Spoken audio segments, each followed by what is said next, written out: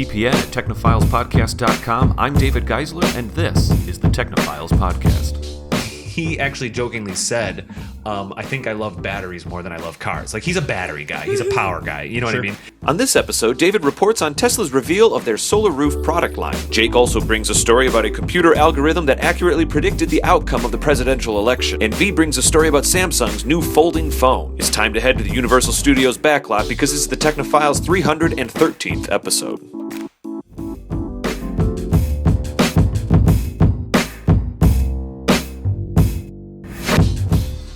Hello and welcome to tonight's episode. I am here with regular cast members Vee Laabs and Jake Gill. Jake and Vee, how are you doing? Jake, you first, since you looked at me first.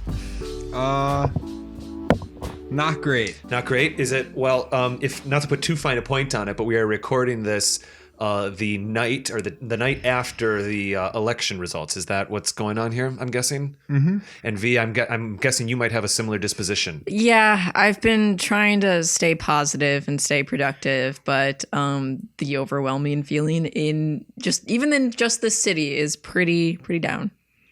It's not hot. City is probably all over the nation. That too. I can only speak for in here, but yeah. Yeah, we try to stay pretty not political on this show, but the emotions and opinions that you guys are expressing, I have to say I share, and it is it's something that can't be ignored right now. Mm-hmm. Just how intense both halves of the nation are in this way. Yeah. Jake, maybe we just jump right into your story because I think it applies and we can spend some time talking about it. Would that be okay? That's fine. We're going to do some quick stories after the break. Actually, real quick. We're going to be talking about something that is fantastic, which is the Tesla solar roof. Very exciting. Yep. And forward I'm excited thinking. for that. And I did a lot of history, a lot of research on the history of solar panels. And I cannot wait to share that with you guys. And so hopefully after the break here, we can focus on some really positive things. And for now, Jake, you have a quick story that you submitted, and it looks like, according to your notes here, it says AI saw what polls didn't. Can you explain? Yeah. So actually, I have a source in there, and I'm going to give you another source. But I found some information today. Basically, let me preface, actually. So the way that this story today came about was last night, I didn't really kind of want to watch things progress live. Okay. I was just talking about this earlier before you got here, is that I didn't watch a single second of coverage just due to prevention of anxiety attacks. I was on Politico.com, and they had an interactive map, to the second. You could dig down into every single county, look at the percentages. And I found for me that helped my anxiety because I could really bounce around and look at things moving up and down. And it gave me something to focus on instead of just waiting for the next number to show up on a TV or something. And that's exactly what Greg does, is that he constantly is getting every piece of information he can. That's the way he stays calm. Mm-hmm. For me, not knowing is how I stay calm. That's not my usual tactic, but that's what I did this year. Jake, so for you though, you kind of went a different direction. Oh, I mean, my wife and I went out to dinner. Yep. And I just tried to ignore it all. And I didn't even have a news story for today, or a story for today, because last night I was like, I just want to wake up in the morning. Oh yeah, and see what America was going to be like. I got to be honest. Full disclosure: 98% of my notes for the Tesla thing I took today because it has been so distracting. Yeah. You know what I mean? Yeah. It's a big distraction. Yeah, it is. So, anyways, but the what I want to talk about today, is actually something from October 28th. Okay. Wow. And it basically said some artificial intelligences, some systems that have correctly predicted the last 3 elections, both presidential and kind of the interim. What the heck are they? The midterm elections. Thank you. Yeah, senators and stuff. Elections. So this AI has gotten it right 3 times in a row, and on the 28th it said Trump will win. Yeah. Wow. How does it?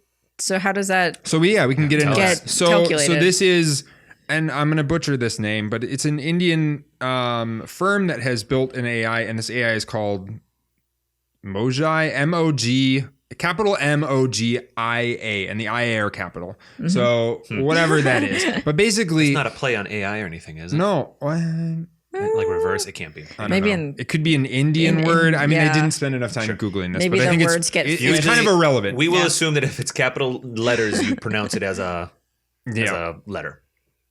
So It used Moji, whatever. So it was using 20 million data points from platforms like Google, YouTube, Twitter, Facebook, etc. to come up with predictions. And you've been using these to predict presidential elections. And what they were saying is, well, most algorithms suffer from programmers, developers' biases. The AI itself is actually learning from its own environment. And it's been doing this since they kind of created this thing. So it's developing its own rules and policy layers. And one interesting thing that it was doing was looking at engagements from tweets or videos posted on the platforms. And it found that Trump was overtaking even Barack Obama's engagement numbers by a margin of 25%, which is insane. Wow. So, and the reason that I wanted to kind of bring this up today, and the reason, I mean, this is old news at this point, but it's, if we talk a little bit about what happened yesterday, just for anyone that's listening, I mean, I think that the polls did not predict this outcome. The pundits did not predict this outcome. Right. No one kind of saw this coming, and yet I think my general takeaway from what I observed last night, either on television or on websites, was there were, let's just say, 2 to 5 states that the polls kind of thought it was like a little tipping point, and the polls really thought it was going to go one way, it went another way, and enough things went the one way. Yep. And that's where the polls were, it was like click, click, click, click, click. All of them were wrong. And so I don't know. I mean, today the only thing that's kind of been mulling through my head the entire day is something that we actually brought up on TPN a while ago. And it's just that the power of the digital echo chamber. So I was thinking about that. I have to say, now I want to say something about that as well. We just had our digital echo chamber a few episodes ago. It was so crazy because as I'm going through Facebook today, and anything on television and anything on Facebook and anything on Twitter, I'll just say all of those people are expressing the same emotions. And I'm like, where is this other half of the nation that's expressing these other emotions? And is it because of a digital echo chamber? Is my Facebook so curated that and I have more friends than I need on Facebook. Like I'm pretty liberal with accepting friendships because of the show and stuff. I like to get to know people. So there's a lot of people I'm friends with that I don't really know very closely. I'll admit that. So what I'm trying to say is I'm hoping that my echo chamber is broader than maybe just having like 20 friends. And that's the only thing I pay attention to. But still, I gotta say. So like, Jake, what are your thoughts on that matter? So I just think, yeah, it's a lot. Well, I think that this is just kind of the problem, is that there is, so an AI can do this, but I think so the I don't even know how to break it down necessarily, but what I've been kind of mulling over today, and what I wanted to talk to you guys about on the show, is that things at this point I think they're too complicated for the human mind to comprehend. I mean, we didn't see this coming. And if you went on Facebook on Monday or Tuesday in the morning, people were, I mean, Democrats, let's be real here, were positive. They were going into the day, I'm with her, I can't wait to celebrate tonight. We are electing a woman president. And that didn't happen. Yeah. And so and there are a few people in the world that got it right and have been saying for a while, like, guys, look out.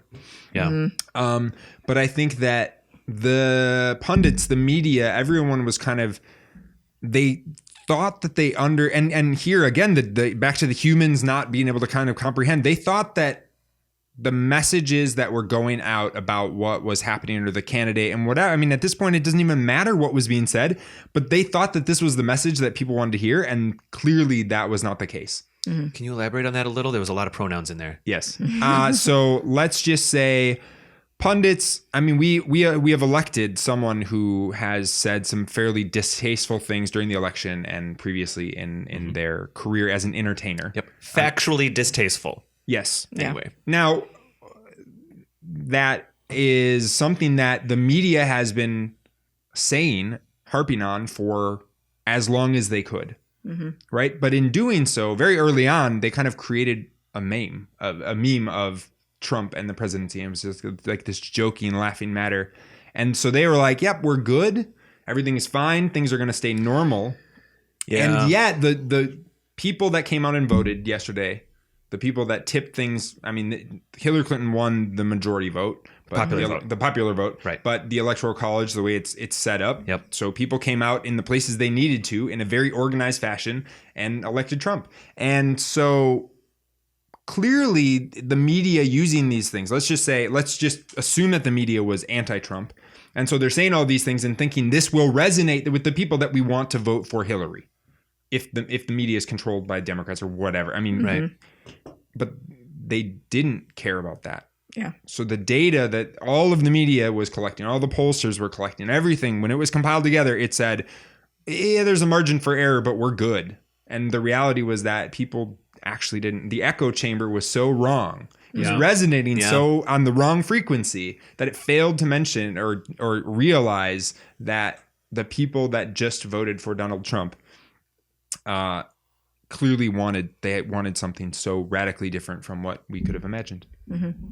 There's also that echo chamber does come into factor because a lot of supporters of Donald Trump were kind of saying like, keep it on the down low, don't tell your friends, like, you know, if you support him, you know, for whatever reason, don't talk about it. Like that's where that silent majority thing comes from. And when they stay silent about it, you can't measure that. And then they create their own tiny echo chambers away from where they can be analyzed or whatever. Right. The alt-right, and I mean, its existence is also because of technology and the internet. Yep. Mm-hmm. I had an experience when I was in line to vote. And this is just honestly what happened to me. This is not me. I'm not changing this story at all.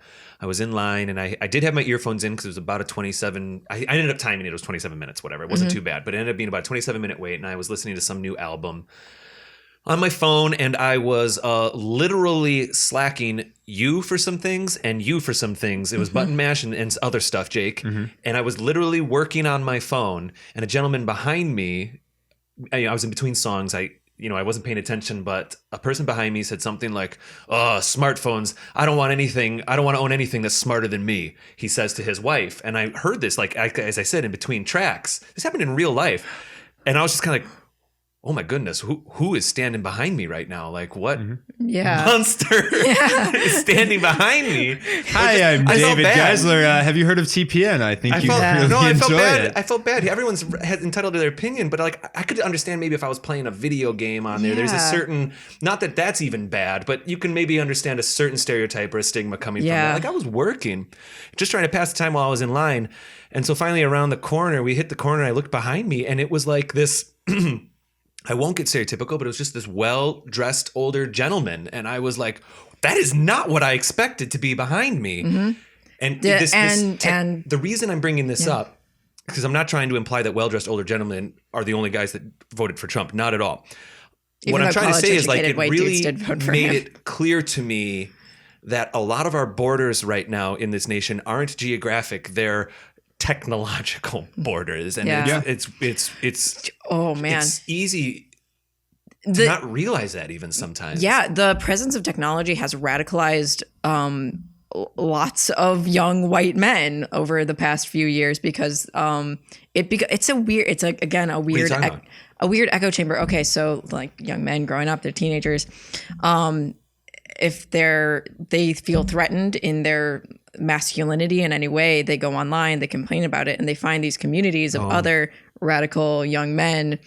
And that's kind of where Trump supporters really came out of. And a lot of the harassment comes out of like the anger, just it swirls together, and it will just grab more and more people in who are you can hide behind your anonymity. Yes, exactly. Yeah, that's a completely different way that technology is changing things. You're right. I didn't even think about that. I was just thinking about like this world that the three of us communicate in with Facebook and Twitter, and even just professional things, is in this kind of abstract digital experience. And you think about some people that may not be in that experience. It's easy to forget that's like two different worlds. It is. Yeah. It's pretty wild. I don't know. And there are ecosystems inside of, the internet is large and vast. And so back again to the echo chambers, like there can be multiple. There's spaces for everybody. Yeah. Is very slim. To bring it back to this AI though, is there anything that you can speak to about people this result never changed. It was what it predicted it months ago, and that stayed true. I mean, and like like a week ago. I'm sorry. I said October, whatever. and October 28th. I skipped. Yeah. Is there any takeaways with that so we can move on? So, because we got to get to the good stuff here, guys. no, I know. The correlation between excitement, analyzing excitement on social media to find out which candidate's going to win is kind of interesting. Yeah, I think. Yeah. Basically, I think the takeaway here is, I mean, we can look at it positive, negative, whatever. I think that the importance of this is that we as humanity probably need to be paying attention to the things that we're building, especially when they can computate numbers and things just a lot. I mean, they can clearly, this AI went deeper on this question than most people were capable of. Well, data is quantifiable.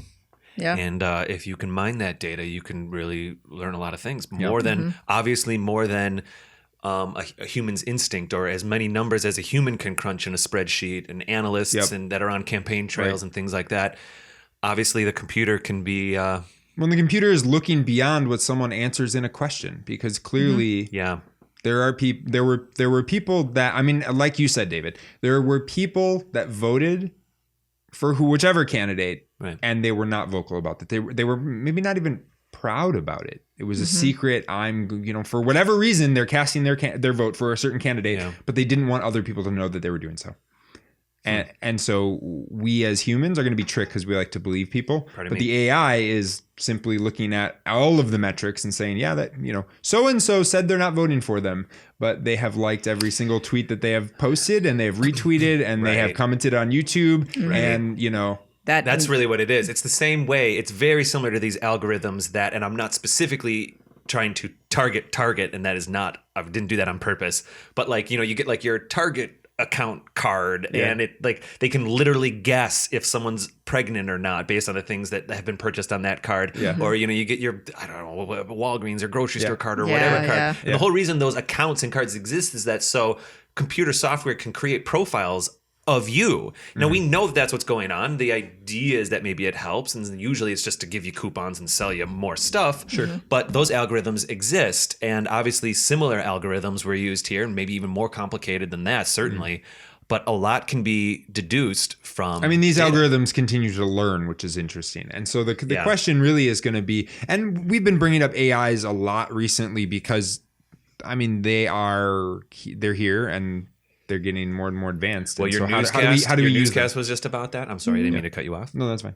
And I think about just to recap on that newscast, Jake. It was about a piece of software that was trying to figure out if it could create scary images or not that people would find scary. And then I'm not trying to create a crazy oh my gosh technology scary thing when I say this, but like I think the implications are kind of obvious. Like, I don't know, man.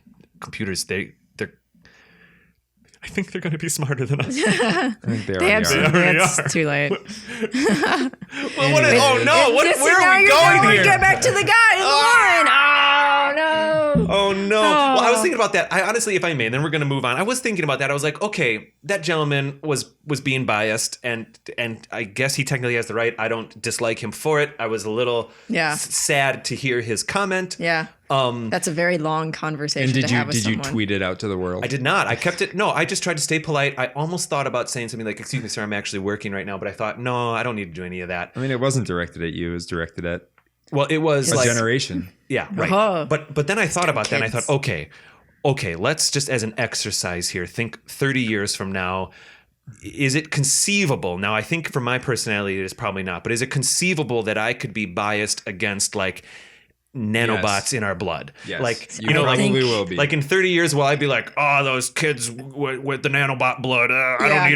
don't need robots in my blood. I can't imagine doing that. You know what I mean? Yeah. Right. Where you're literally passing nanobots to nanobots through intercourse and stuff like just crazy stuff. I have that fear too, is that I'm going to be a crotchety old these darn kids and their hologram girlfriends and whatever, or something like that. I invite everyone to not be crotchety, but those risks are possible. Yeah. Anyway. I want to make it a goal to not be like that. I want to stay informed and on the edge. Anyways, I don't know. It's hard to wrap this one up. I wanted to talk about the digital echo chamber because I think today proved the validity of having this conversation more than ever. Yeah, That's fair. all I have to say about that. That's fair, Jake. All right, let's move on to Something a little fluffier. brighter things. Even though I think it was nice that we had that conversation. We got Jake, it and out. thank you for bringing that. Yeah, that's therapeutic. V, you have a nice little fluff piece here, and No, I mean that in a I want positive fluff. way. I am Yeah. like a fluff magnet. I was today. this close to going the same way. I know. really I was. just Well, don't worry. After the break, I've got renewable energy. I've got nothing Yes. but great yes, things. I want to Nothing learn but great things. And things. it's private, which means the funding won't get cut.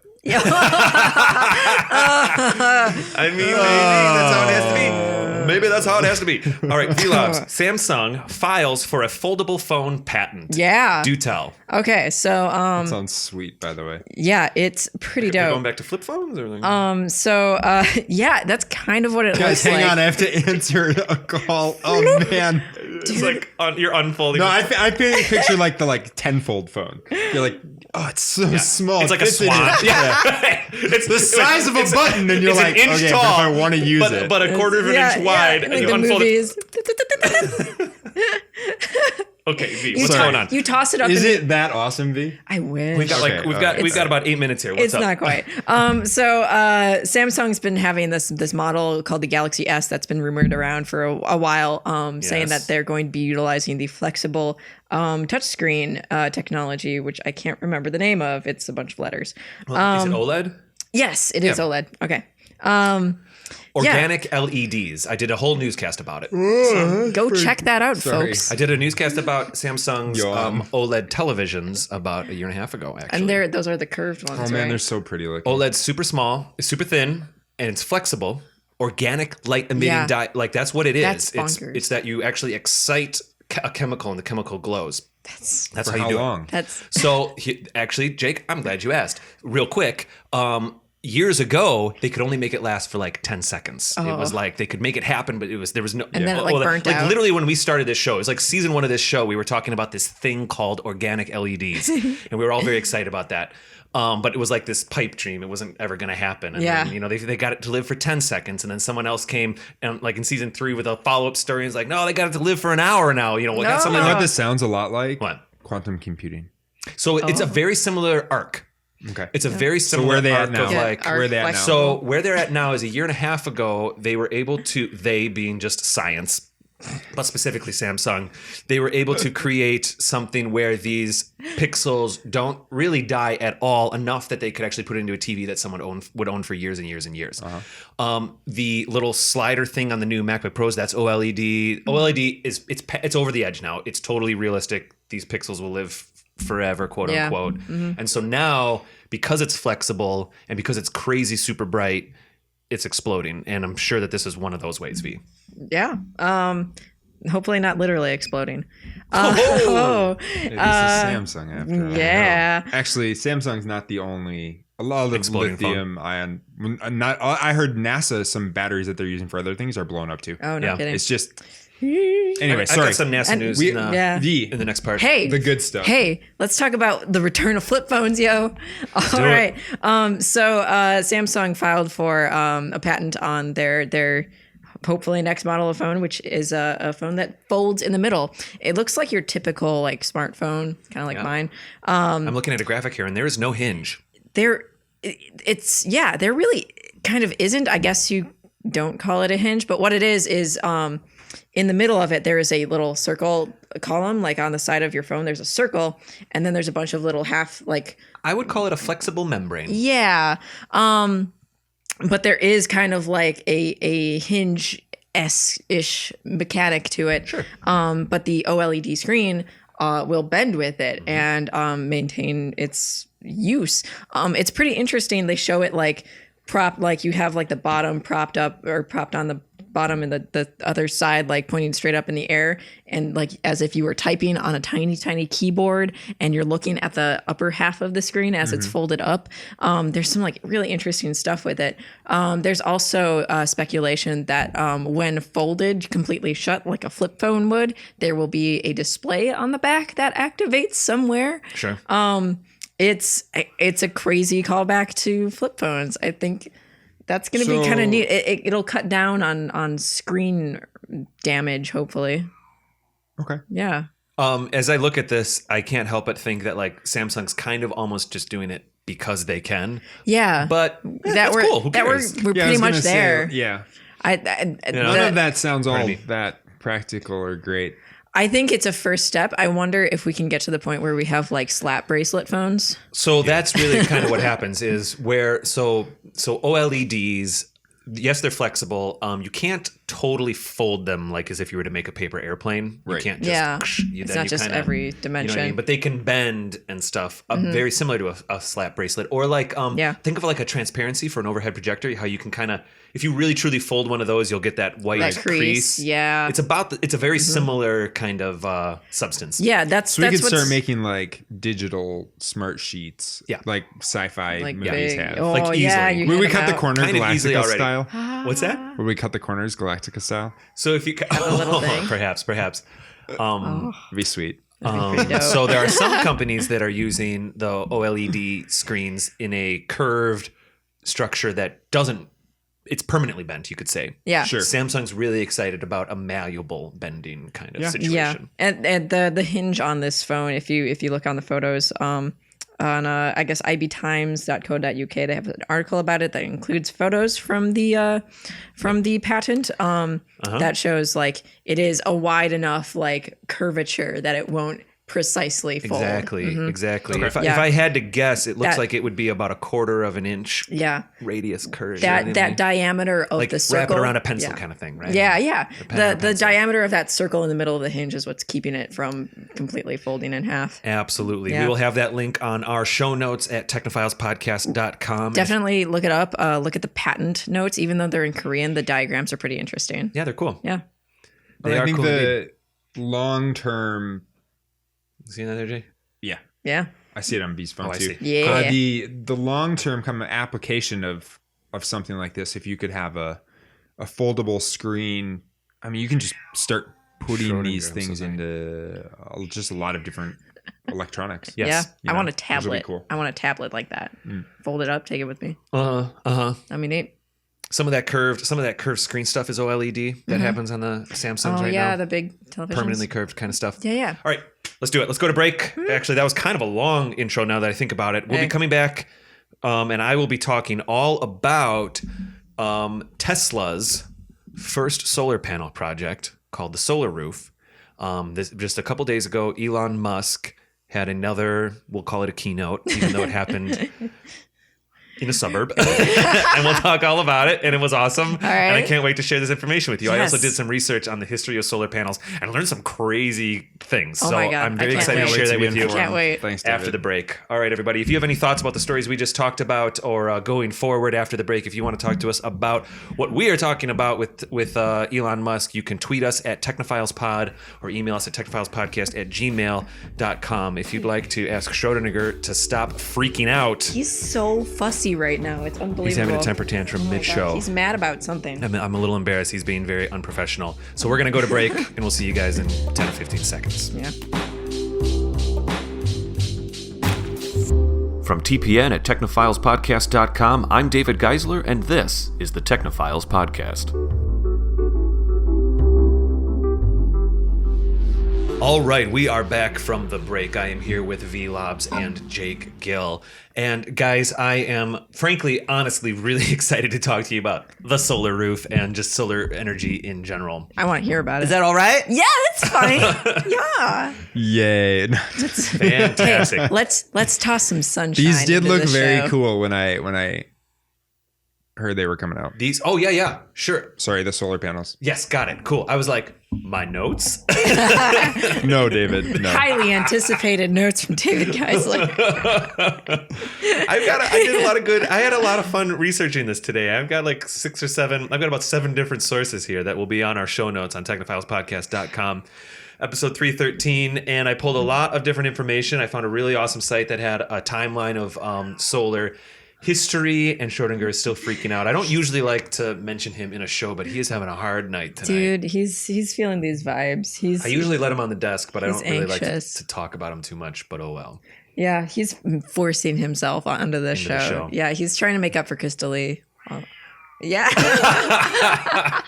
he knows what's up. Well, we're just going to let him meow away. We're going to let him have his little temper tantrum, and I'm I'm going to get sorry started you here. didn't get to drink my water. Sure. Yeah, My he's apologies. he's like upset about. jamming his head into our glasses. All right. So, a few days ago, Mr. Elon Musk had I'll call it a keynote on a stage outdoors in a neighborhood, I'll say, and he talked about Tesla's newest product / invention. But first, I want to do a little bit of research. They talked about a lot of stuff, so I kind of got excited about this. And naturally, as we tend to do on this show now with this new format, which I'm kind of loving, I tried to do a little bit of research on the history of solar panels. And so very quickly, I'll go through a bit of a timeline here. So technically,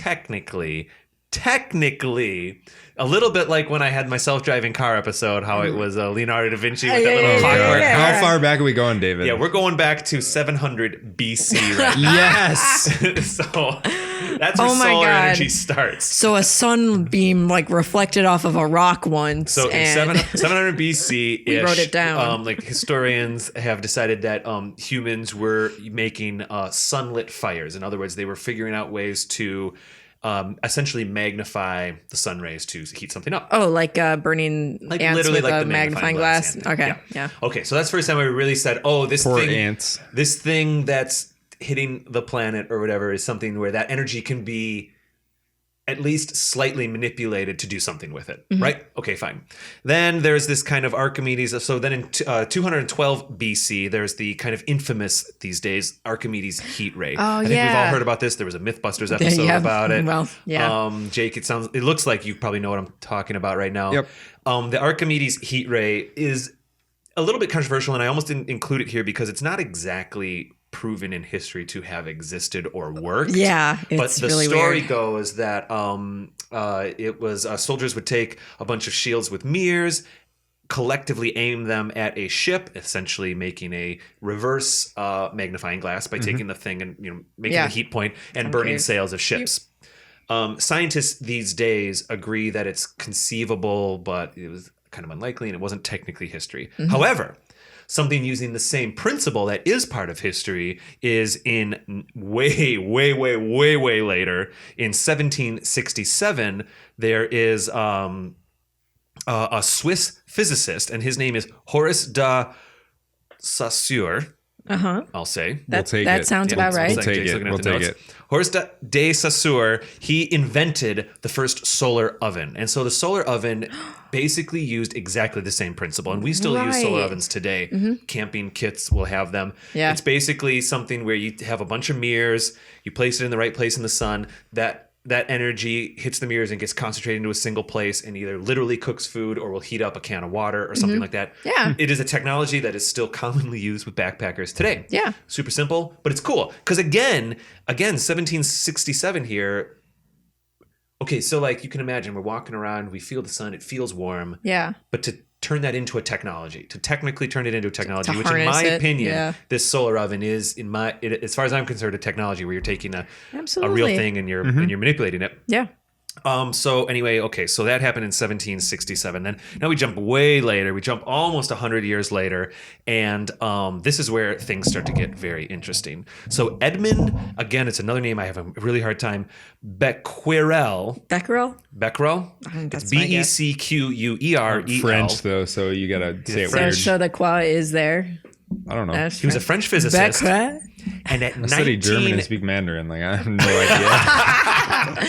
I don't think I have any Mandarin physicists. I don't know. My in these Spanish notes here. classroom was That's next to fine. a French classroom. All right, so. all right. We'll take it. Yeah. Well, anyway, so Edmund here, at the age of 19, discovered what is called the photovoltaic effect. And what he noticed is that you could take certain materials, and when they were exposed to the sun, they would output a voltage, you could say. Okay. Right, when they were exposed to light, a voltage with certain materials would be generated when they were exposed to light. And he was doing a lot of experiments with many different things. It wasn't anything that could really be harnessed or used yet, but he was noticing it. Right? Huh, yeah. All right. Cool. First step. So we continue forward. We're going forward. 30, 40 years, and Wilby Smith, who's now an English engineer, he kind of takes it to the next step, and he finally learns that selenium, which is a periodic table, it's an element on the periodic table. Right. Yeah. Just pure selenium was the kind of the most photoconductive, they call it, element that kind of, you see where this is going. the time, this guy goes, yeah. oh, hey, some stuff gets affected. Then Yeah. 40 years later, finally, we This zero stuff in. This is gets the real. affected. This This is is the the one. stuff. Yeah. And of course, actually, it continues from there because there's even more things now that are more the one than that. Uh-huh. But selenium is pretty interesting because it is just a pure element, and it would output voltage. It would react to light hitting it. Now, again, guys, this is where we're making. I want to be very clear about this. The solar oven, the magnifying glass fire, that was taking heat energy from the sun and just focusing Using it. Yeah. Now we're actually taking that energy and we're noticing that certain materials are I'll say converting it into a different form of energy. Yep. This is where it's getting interesting. Yep. Okay, fine. Okay, so 1876. We follow you, David. We Yeah. follow I know, I'm you. also doing it for the audience who's just listening right now, who's driving in their car to work and they're just listening along right now. Yeah. Yes. Because we're sitting here looking at some of these notes, but they have to just listen and they're beeping at people. Who knows? Yeah. Okay, so let's see. Let me move. Correcting the pronunciation. Yeah. Yeah. They're like, oh. Groaning. They're yelling at their Yeah, if anybody, radio I right don't know, now. I'm probably saying a lot of this wrong. Okay, so fine. anyway, so now we go forward. Let's see, we have. They're all dead anyways. Oh, only a couple years later, electricity from. They're all dead. They don't care. I mean, So I that found was that. a horribly insensitive comment, and it was. It's fine. Forgive my somber mood. So only like 3 years later, after the selenium thing is discovered, Professor William Grills Adams and his student Richard Evans, they actually take selenium and they start attaching electrodes to it, and they start recording and extracting voltage when exposed to light from the material. Oh, okay. So Okay. now they're It's really like cool. making circuits or whatever It's with the it. very sort beginning of like kind of a circuit. where can we take this energy? Where can it go after that? Take one rod, you take another rod, you shove it into the potato Yeah. or the lemon, and you make the clockwork. I don't know, but you know what I mean. it's kinda like that, yeah. They're starting to get into that space. They observed a tiny amount of electricity when the plate was exposed to light. Interesting. All right, Okay. all right, Yep, all right. but enough to say, hey, there might be something here. Yep. No, I'm not joking. Like when I made the joke about shove the thing into the potato and the thing into the potato, like it kind of was like a clump of selenium. Like Yeah, when I it's was like- reading about it, it wasn't. It really was just kind of. They just, You know what I they mean? just jam it in there. Yeah, and so Yeah. of course we refine it over the years. Okay, so anyway, so the selenium happens now. Now the first photovoltaic cell starts happening in 1883. It's about a decade later. Charles Fritz, who's an American. Also, it's interesting if you haven't noticed, this technology is jumping all over the globe. Yep. Really? Oh, yeah, I guess you're right. It's Swiss, French, American. It's all over the place. So it must have been a really Lots of people carrying the torch. exciting century. Yeah. Yeah. In that sense, a little bit, right? Okay, so let's see where we're at. We're at 1883. And it's so funny because when I was reading this, I was like, oh, about 100 years ago. And I was like, no, Nope. 100 years from like when I was born. But like, but still, anyway, okay. So the first design of a photovoltaic cell happens in 1883. And that's with Charles Fritz. He's an American inventor. And he came up with the plans. He came up with the plans on how to make a solar cell. So, But he didn't make yeah, it. I didn't quite make it yet, but it was a lot of that theoretical, like, okay, if this is how this is probably going to Yeah. work. And Because- probably due to funding, he couldn't because get you're all not the going to supplies. take a blob of selenium. Yeah. Obviously, you're not getting enough charge, but now Right. how do we maximize this? Yep. Yeah. Now, this is where it got interesting. I have a quote here from a website.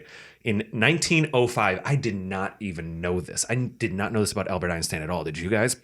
You're looking at the notes here. In 1905, Albert Einstein, okay, so I'll be quoting energyinformative.org here. They said that Albert Einstein is famous for a wide variety of scientific milestones, but most people are not aware of his paper on the photoelectric effect. I had no idea. Oh. He formulated the photon theory of light, which describes how light can liberate, quote, electrons on a metal surface. In 1921, 16 years after he submitted this paper, so we're jumping forward just for a second for this quote, 16 years after he submitted the paper, he was awarded the Nobel Prize Hey. for the scientific breakthroughs that he discovered. No You know kidding. he got the Nobel Prize for For photovoltaic stuff? I had no idea. Me either. Nope. I thought it would have been. We were joking a his- little bit about Einstein on episode 309 with Drew Nowakowski. Yeah, You know, who said I would have thought it would have been like physics or something, know. but I guess maybe this Perhaps- is a different field or something I know. Who that knew? he got it for. I Oh my learned goodness. something there, and that's kind of exciting. So Yeah, and, Einstein was really excited about solar panels. Yeah. You could say. I mean, Early I'm kind of really breaking 1900s. it down there. But this is now we're taking another transition. We're going from photoelectric effect to like an actual silicon photocell. Yep. So the next like what step we here have is today? in 1918. So we've gone from 1905, 1918. It's basically 1920. Now we really are about 100 years ago. A Polish scientist, here it goes, Zotrowski. Zotrowski? Zochalski, I'll go with Zochalski? it. I'm half Polish. The maiden name is Rakowski of my mother, and I still don't know how to say this. Zotrowski? Jan Yeah. Chazolski. Well, I mean, if you think about Czech Republic, it's CZOH and whatever. Well, so anyway, this is where we now start going into the silicon mode. So Jan here, he figured out a method to grow single crystal silicon, and he laid the foundation for silicon solar cells, which is what we use today. There are some extensions on that. We figured out ways to layer things, but this is really the beginning now of the photo of this solar panel we know today. Yeah. 1920-ish. All right. So now we go to 1950. Now we're kind of like actually in the history books that we read about in high school. Do we stuff know like that. any idea how big these cells were at the time? So I don't know then. I do know now. I have some information about how big cells need to be now for certain amounts of output. Yeah. So maybe we could like deduce that later on in this episode after the break or something. I'll just see that's what the fine. Because the first truth is, ones I look don't like. know how big or what the output was back then. I need to be very clear about this. None of this was inventions that were like put out to the public. This is all very much in laboratories. Yeah. Yeah. This is not a real thing yet. It doesn't become a real thing until almost the 60s and 70s, by the way. We'll get there in wow. a second here. That's so many years in the making. Well, it's like hundreds of years, really. You know what I mean? It's like you're probably waiting for other technologies to catch up. It's almost that. It's almost you need the other technologies Yeah. to study this. Get that. and all that. Get that. Yep. It's like when we were stepping stone talking in about there. nanotechnology. Right now, the only way we can observe nanotechnology is with numbers and graphs because of the microscopes. Like Yeah, because you can't see it. It's- one of the ways that'll help us move forward with nanotechnology is increasing ways to observe it. yeah. Right, and we don't have that technology yet. Okay, so let's see. As Schrodinger continues to be a little. He's cheering drama for you. queen He's tonight. loving this. Is that what it is? Maybe. Okay, so now we're going to jump forward to 1954. Like I said, now this is the 1950s is really considered like the birth of the photoelectric cell. This is where now we're getting into like I said, the stuff that we know today. I'm going to go through the history. We'll take a break, then we'll talk about what Elon Musk did. All right, so let's see. This is a whole bunch of guys here. So a lot of the research I did just said Bell Laboratories, but then I found one site that actually told me the guys that worked on this. It was Wait, Bell, like as in Alexander, or is this like a location Bell? the company Bell Laboratories. Oh, that's right. Okay. Yep, cool. That makes That's fine. sense. That makes sense. So David Chapin, Calvin Fuller, and Gerald Pearson of Bell Labs are credited for the world's first photovoltaic cell, or what we call solar cell. So now they're actually making them. Yeah. You know, it was conceived years earlier. It was built, but it was insanely expensive. So it was almost, at the time, it wasn't even considered to be a reliable energy source. It'll pay for itself. My in notes here literally say 2,000 years. super expensive. This is something I added, conversion efficiency for. Okay, yeah. So just a second here, I've got to read this one. Conversion light. Sorry, this is really bad. Oh, podcasting. so they got better at converting the energy from solar to electricity. It looks like. Well, when they first had it, it was about a 2% yield, and we'll get into what these percents are. Yeah. As I get into the 60s, I'm just really distracted with the cat. I apologize. I know, it's cool. I feel like we should like kick him out of the studio. All right, so then we have in 1954. Okay, there's David Chapin, Calvin Fuller, and Gerald Pearson of Bell Labs, and they actually create the first like solar cell, what we now know to be solar cells. Yeah. And originally it was 4% a yield. We'll just say for now. I've got a little bit more information about this later. And years to that's- come, they get it up to like 11% and everything. And side note, actually, I did a little bit of research on this today. Technically, like a week ago, there was a French company actually that created a silicon-based multi-junction solar cell. I'm skipping forward and I'll skip back. That has a 30.2% yield, which is kind of exciting. Okay, that's a big number. That's a big number because you don't usually see that with solar cells right now. That's about In triple fact, of 11. To this day, there's still some solar cells that are like these ones that like you throw on the back of a backpack when you're camping, and they're only Oh like, yeah. I've researched Or like this.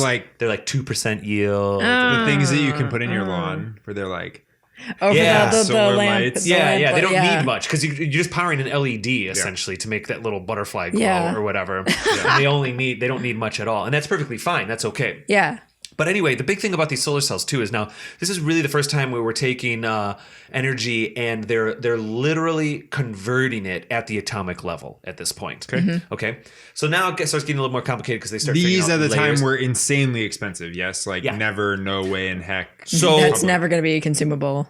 Yeah. So even in the 50s, so we're still in the 50s, and it was they're directly converting light at an atomic level. It's almost still very much an experiment until the 60s come along, and the space program picks up this technology. Oh, there you go. Of course, these are like the solar panels, the very things we were talking about on the International Space Station episode, and other things.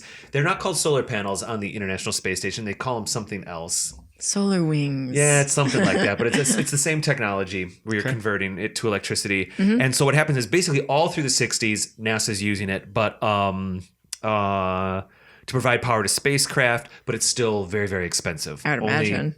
The government can afford it. It's certainly not a product yet. Yeah. But then we hit our energy crisis. We don't have as much of a size restriction in space either, right? We can just make them Just make it huge. And thin and big. Yeah, right. And when you're out in outer space, you can make them as big as you need. yeah. You don't even have to worry about they're not floating, but they're just floating out there. They don't need a lot of structure. You know what I mean? You put something on the roof of a house, we're not even to that point yet, but you put something on the roof of a house, there's a lot more to it. Yeah. Yep. So, speaking of putting things on roofs of houses, in the 1970s during the energy crisis, because of the technology advancements that the space program made with solar panels, now the thought is, okay, maybe this can actually become like a product.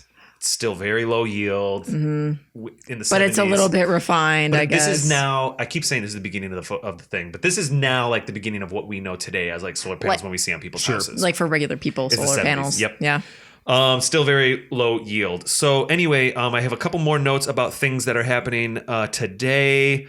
And then I will take a break and I'll come back and talk specifically about the Tesla stuff. So that 30.2% efficiency company, that was researchers at, I don't know how to say this either, Fraunhofer Institute for Solar Energy Systems, ISE, with an Austrian company called the EV Group. They're the ones who figured this out.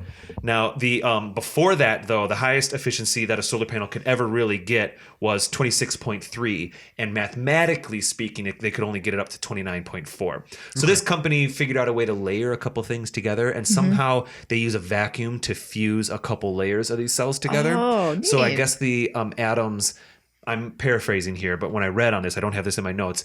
Instead of the atoms just collecting electrons in one direction, they can do it kind of three-dimensionally, and that's I think where they got this better yield. Okay. Cool. I'm not an expert on it. I could be a little wrong, but I think that's the general gist. You are the expert of our group, so we will. Fine We'll with me. trust take- your analysis. take it. So I did a little bit of research on what the yield is and what the size is of a solar panel is in general. Okay. So this is, I will quote from energysage.com right now. They said, just to give us some perspective, Sweet they said, name, by the way. Yeah, I that? like it. Sweet name. they said if two solar panels both have a 15% efficiency, so remember it was like 2% for common ones. It's very common for solar panels these days to be around the 15%. Like an affordable solar panel is around 15. If they have that rating, but one has a power output of 250 watts, say you're shopping for a solar panel for your house. One has an output of 250 watts, and the other is rated for 300 watts. It means that the 300 watt panel is about 20% physically larger than the 25% watt panel. Oh. So if you were to be purchasing for panels for your house, it is the percentage of yield, which means how efficient they are. Yep. And then you can affect the amount of wattage they put out by literally just making them bigger or having more of them. Oh, so okay. there is, and then I did a little bit more research and I found a couple of these like camping solar panels. REI right now sells a few for like $150, $100, and I was trying to do some research on like what their yield was. Yeah. And a lot of them are like all in 15 watts, and they're only about a foot by foot, so you can imagine it's just enough. It's still to like, portable. It's like 7 watts just to charge your phone. It's not, it's not a lot. You got to keep it going all day, but it makes sense. Yeah. So that's why it also makes sense that if you want to start charging your house a little bit, you need much more than a foot by foot square, and you need some batteries. So that brings me to tons of square footage, really efficient solar panels, and really good batteries. Leads me to the the Tesla solar roof, which we will talk about in 15 seconds. They got the answers. I'll see you on the other side of the break, guys, okay? Sweet. Cool.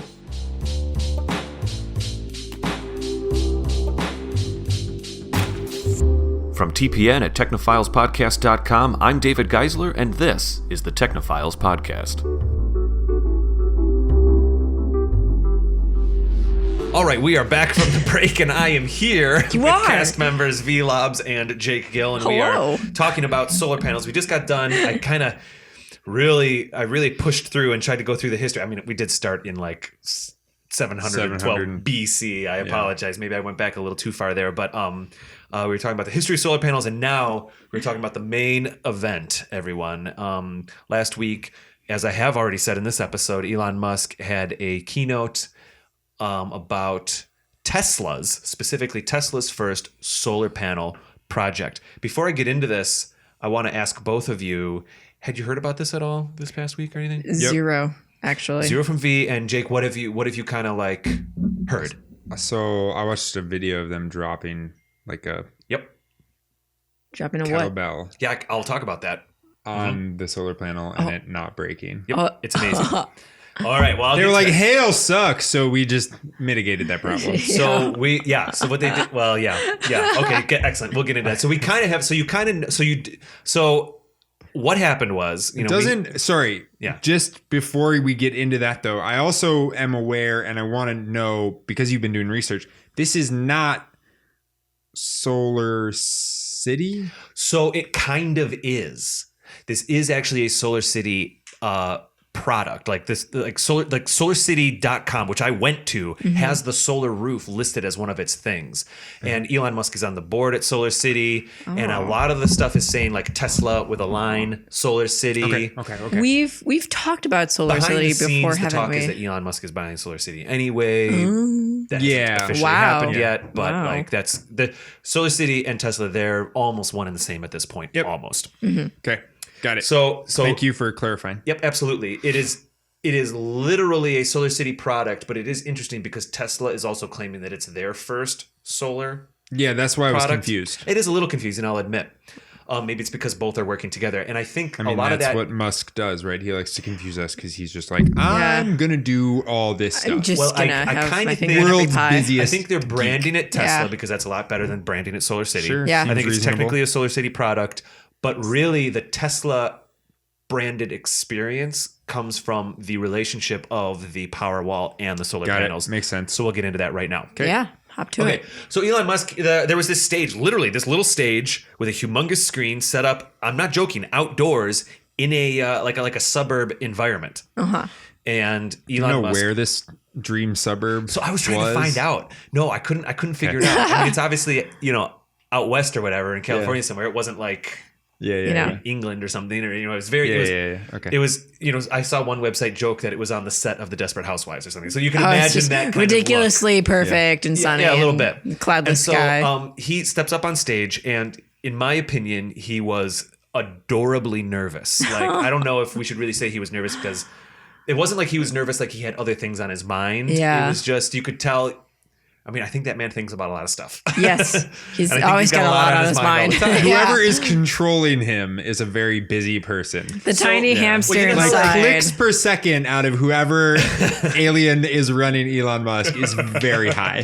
Like they are pro level. All right, you know so what I mean? we're all we're all fairly nerdy here at this table, and we all certainly have nerdy and geeky and brilliant friends. And when you talk to those friends once in a while, you can tell when they're like super there with you, and sometimes when they're half there with you because they're thinking about other things in a good way.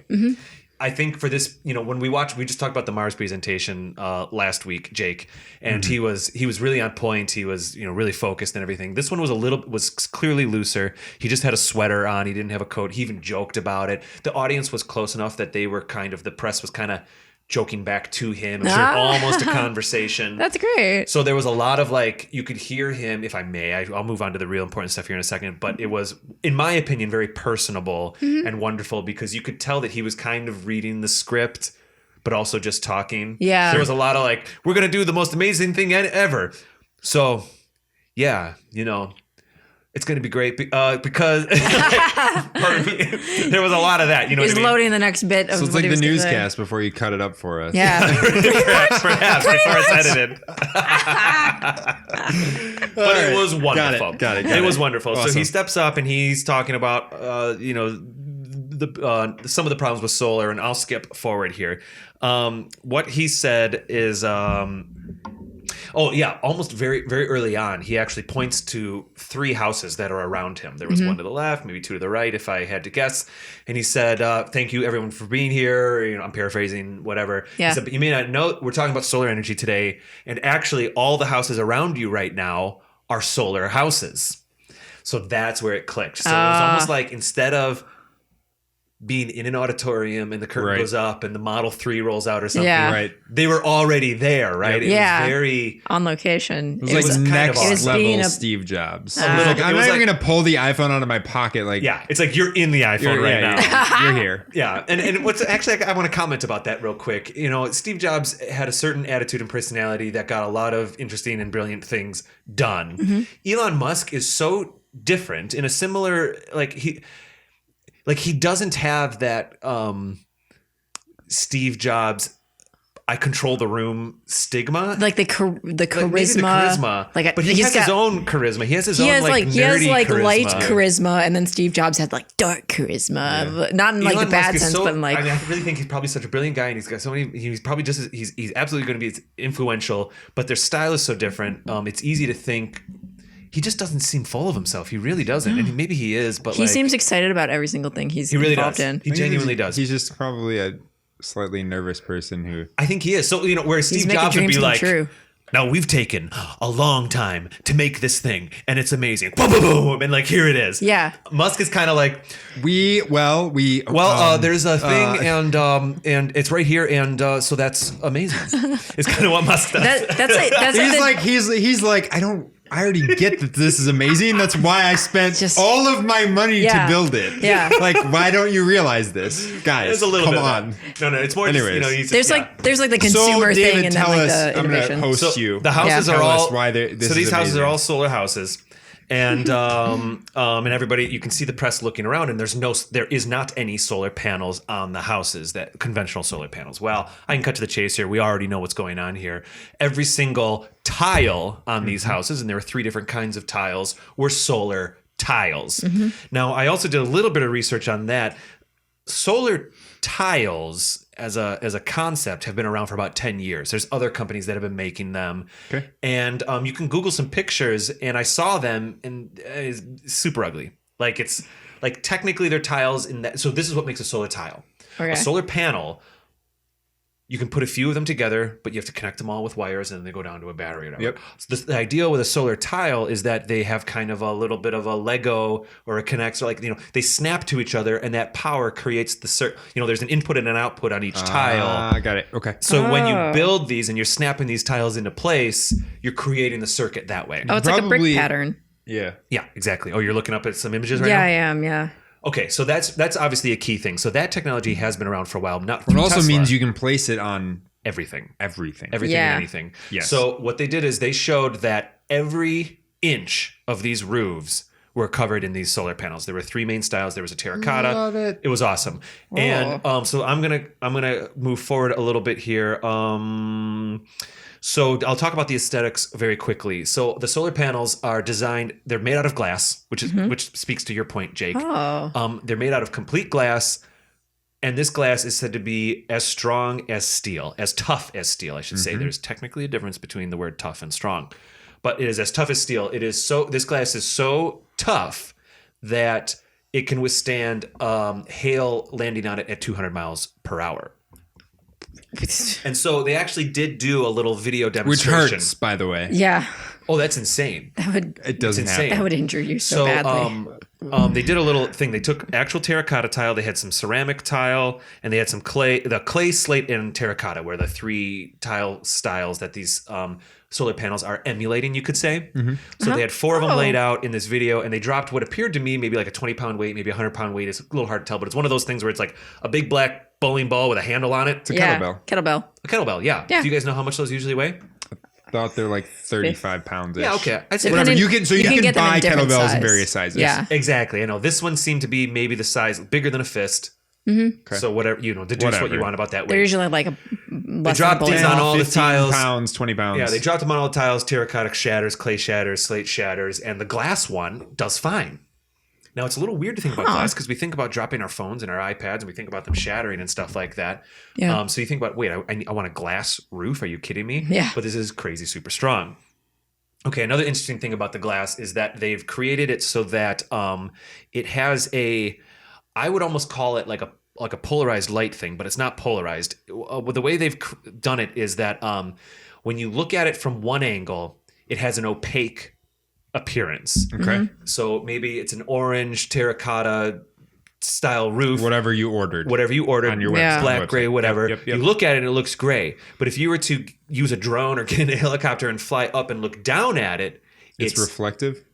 quote unquote transparent. In other words, it's reflective. In other words, you're looking straight at the photo cell underneath it. Whoa. So the idea there is the sun, quote unquote, sees, quote It's unquote, at that angle. the actual solar panel. Yeah. But the human down on the street sees the color texture. That totally is like a polarization Furthermore, these cells are not flat.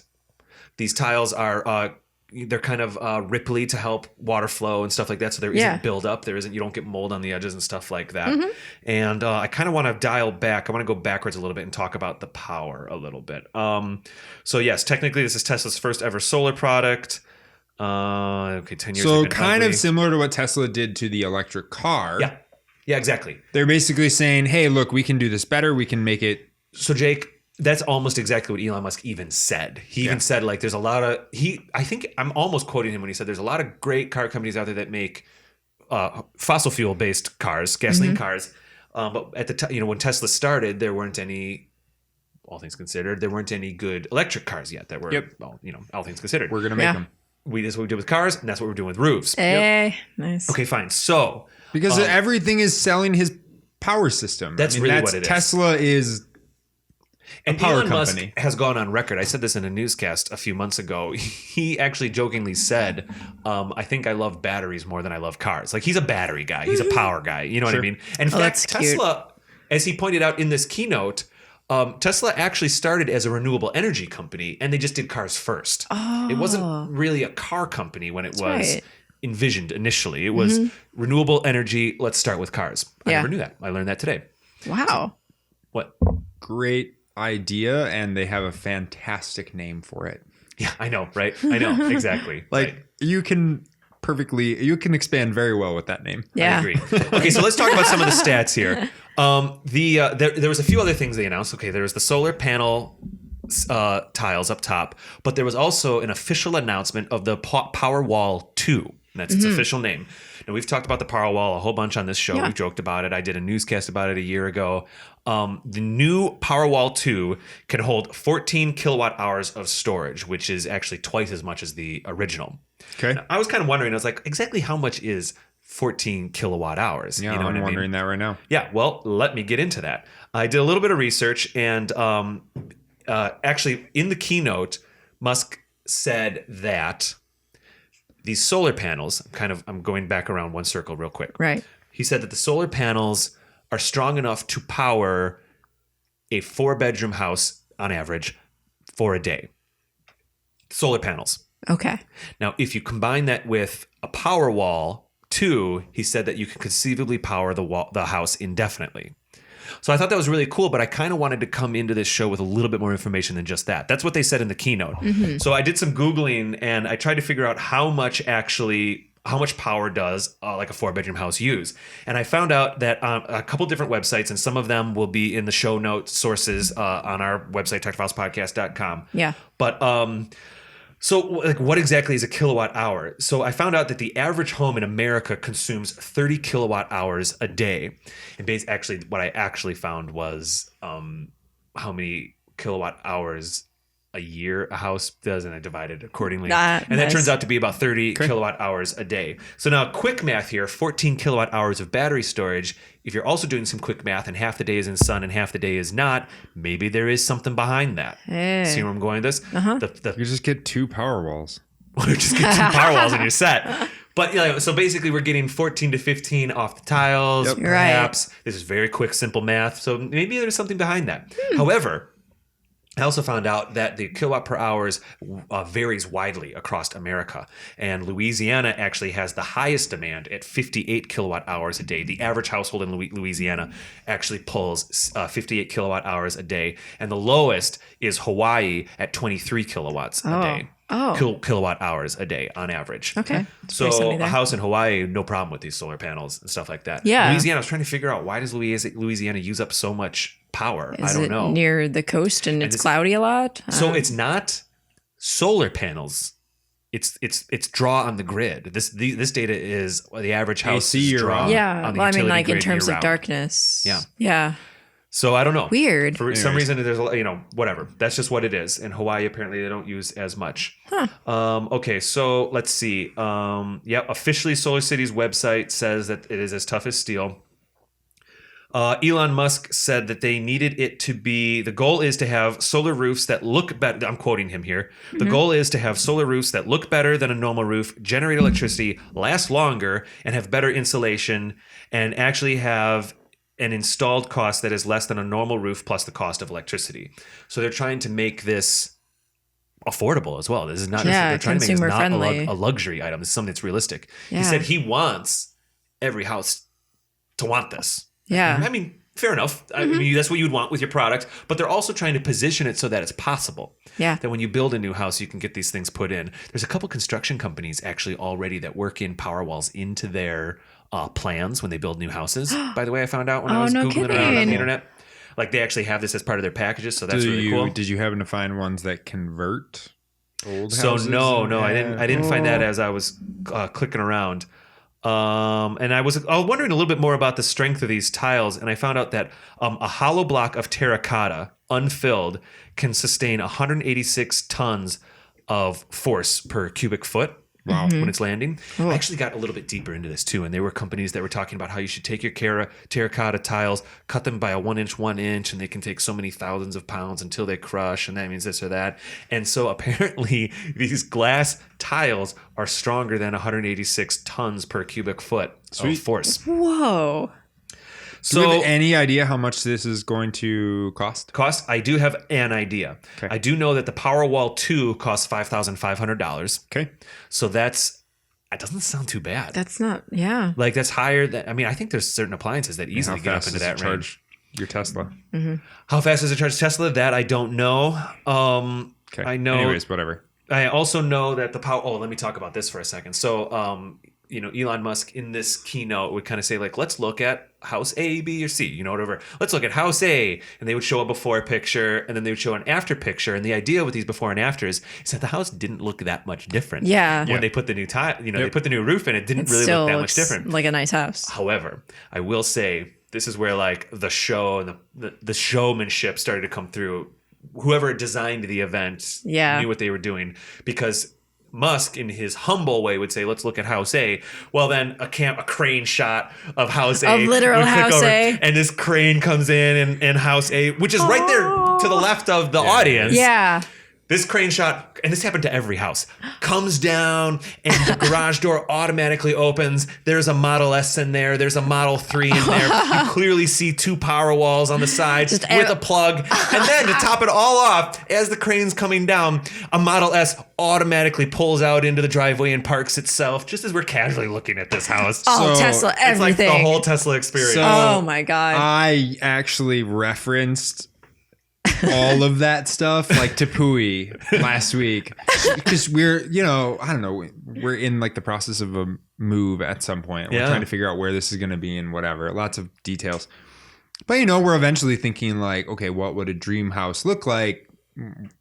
And I'm using that term loosely. Sure. In various areas. And I was like going online. I was like, well, California has the architecture I like. And she's like, what does that look like? And I'm like, well, here's the Elon Musk displayed a very gorgeous house. And look, there's a Tesla inside. Yes, indeed. Of course, It the was idea. amazingly well done. I mean, Yeah. their marketing team. I mean, it was. How can you hate that? I mean, it's a little showy. It's not particularly braggy. It was on the side. It's not like, it was awesome to see. But the key here is what they were really trying to show is that this system of the Powerwall and the solar panels is something that is conceivably affordable. I don't know the exact price, like per tile. I don't really know. Yeah. They didn't really talk about that per se. I'm sure their website will have the info soon. Yeah. So and even when I was on the Solar City site looking specifically at the Solar City stuff, it was still very much like in a release mode. It wasn't buy now. It wasn't that. Yeah. Just, yet it's or in anything hype like that. mode. There like, isn't exactly a release date, at least nothing that I could find. Perhaps there it's is. getting people pumped up. But about it. again, a little bit kind of on par with this whole idea of trying to make Mission to Mars affordable for people. All things considered, it seems like they're trying to make this affordable too, which everybody knows a Model S is not necessarily affordable for everybody. You know what I mean? A Model No, but E, a Model 3 is supposed to be. Yeah. I'm sorry, a Model 3. I keep calling it E because that was the original name. I apologize. But the Model 3 was the idea. And so I think they're picking up on that a little bit. So that's the plan. That's what they announced. These solar tiles that grid off each other, easy to install, easy to convert. And there was like one or two other things. Oh, one other thing I did want to point out, I had it here at the bottom of my notes, is Musk made a point to point out. It was a clear bullet point in the keynote to say that their vision is not that utility energy should stop. It can work in conjunction with it. He said, I'm paraphrasing right now, said we really feel that the goal is that it's having houses that are self-sustainable mixed with utility energy is really the answer. Yeah. And he did do some quick math and say something like, if all of these other things are becoming electrical as well, it actually increases the electrical demand increases by 2/3 anyway. And so he made a point to say we don't see utility energy as a competitor. We see it that these two things have to work together. Yeah. So, kind of interesting. That they're not on that level yet where it can like take over everything, and they foresee that there's going to be more demand later. They're proud to brag that conceivably a 4-bedroom house could run indefinitely, but they're also not saying that it shouldn't also be connected to the grid and whatever. Yeah. This is kind of everybody works together. It's just that your monthly costs will be very low. Could be really low. Yeah, exactly. So you're I a don't know. What do you guys? long-term homeowner. I've kind of gone through this. Do you guys have any feelings about what I've been talking about or anything? Or I've stated to my wife that our house eventually will have solar panels on it. Yep. And a farm bot in the backyard. Yep. So I'm really stoked about a farm bot? Oh, well, I'm sorry. You don't know what farm bot? I don't know what farm bot is. Farm bot is like, just Google it. Farmbot.io. No, essentially it is a open source project that it's about $2,500, but it creates a farm in your backyard that is planted, weeded, watered, and harvested by a robot. Oh my god! So you just grow your crops. Oh I mean, and it's not a robot like. It's not like it's like a hands and arms. It's like the claw. But anyways, no. I mean, I'm like very excited to have the possibility in our lifetime to have these kinds of technologies available to everyone. And so I'm very, I think that is, it's not even an overly ambitious goal, but it's like, I cannot wait to actually order this. What's the negative? I don't think there is. This only gets cheaper and stronger as time goes on. Yeah. There's no bad part here. Yeah. It'll just get, this is great. I'm surprised they focus so heavily on like the aesthetic of it. Which I guess, so I don't know if that's a deal breaker for a lot of people. If I may, I think that's what Elon Musk and all of that imply. His whole group or whatever. That's what's so good. That's what they're so good at is the fact that you can look at a house and not even recognize that it's a solar house, with the exception. I mean, he even said we want it to look better than the conventional tiles. Yeah. You know what I mean? And I would agree. If you Google any of these pictures of these houses. I was looking at the samples most earlier. Most eccentrics seem to have some good taste. Yeah, that's true. There may be a little extra sheen to these, compared to like those. They hide it very well though. Like I was looking at the samples of the ones, and the slate ones look like rock. Oh, it just looks like rock. He also spoke about how you could conceivably similar to like how windshields have a defrost mode, you could kind of do that with these tiles too. So that like you heat your roof, quote unquote, clean themselves of snow and stuff like that. Nice. Yeah. Wow. You can work that into it. Oh my gosh, that was like an aside. Yeah. Look at this cool trick that It's our either tiles can that or do. you buy the Tesla drone that like goes up with the squeegee. Yeah. Or you just make the But test. isn't that the point that it doesn't even like it's Yeah. wonderful to think Yeah. to imagine that, but like the technology is even so much better that you don't even need that. Yeah. You know what I mean? That's pretty Jeez, awesome. That's so great. It's cool. So I'm happy Oh to my talk about God. that. I don't know. It looks very utopian. Yeah. It's Like, like I get that so vibe perfect. from a lot of projects that Elon Musk works on. And I agree. I think the key here is, to this up to this point for the last 20 years, if you're going to try to be self-sustainable or eco-friendly or you're doing something like that, it was almost like we had to make the ugly solar panels be the cool thing. Mm-hmm. Like we almost had to convert I almost had a paradigm shift of like, what is a cool looking house? Oh, it's one with a bunch of ugly panels on it. Yeah. What Musk is saying is we don't have to do that paradigm shift. We yeah. can stay We're exactly good where now. we're at. We're good. Yeah. Exactly. You know what I mean? And so Don't I think change that's the things too key. much. And I also They're like, really folks, love this isn't the 1960s anymore. right. I really love that with the Powerwall, and I spoke about this on a newscast like a year ago. The concept of the Powerwall, and now the concept of these solar tiles, is that it's the same way that you would buy an appliance. You're thinking about these things as an appliance at this point, Yep. and I think that's wonderful. Yeah. I don't know. That's all I got to say about it. We're pretty much pressed for time here. We got to get going. I know I kind of I learned a went lot. for it, but yeah. Yeah. That was That cool. was exciting.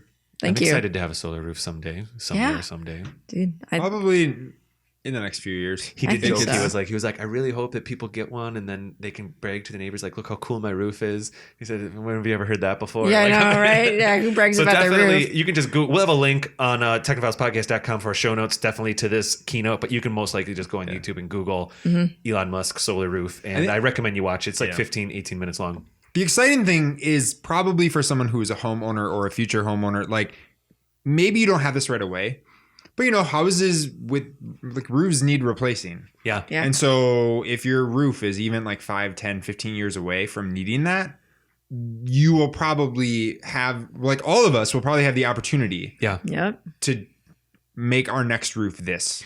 And you're right. We Yeah. should point this out You're too. totally right. The Powerwall literally is an appliance. It's not Yeah. like, remember in like the late 90s when a lot of houses were getting like internal networks, like when my house has its own Cat 5 network built into the walls, right? And I was like, really, and then Wi-Fi came along, we didn't need that anymore. Right. But it was something that had to be integrated into the house. The Powerwall does not need to be integrated into the house. It is an appliance. It hangs on the wall. Yeah. Right. Like you can put that in any house. don't The same way need- you buy right, a furnace or a. I think that's really You don't important. need to build with this in mind. It's Yeah. upgradable. Yeah, you can build with it as one of the plans, the Right. same way you would plan to have a refrigerator or a heater or whatever. Right. But you don't don't have need to. to. And Yeah. that means that more Americans and more people around the world can own it. Yeah. Pick it up Awesome. easier. Yeah. Yeah. All right, let's get out of here. That's great. Sweet. If anybody wants to tweet you, Jake, about AI bots that predict elections, they can find you on Twitter at.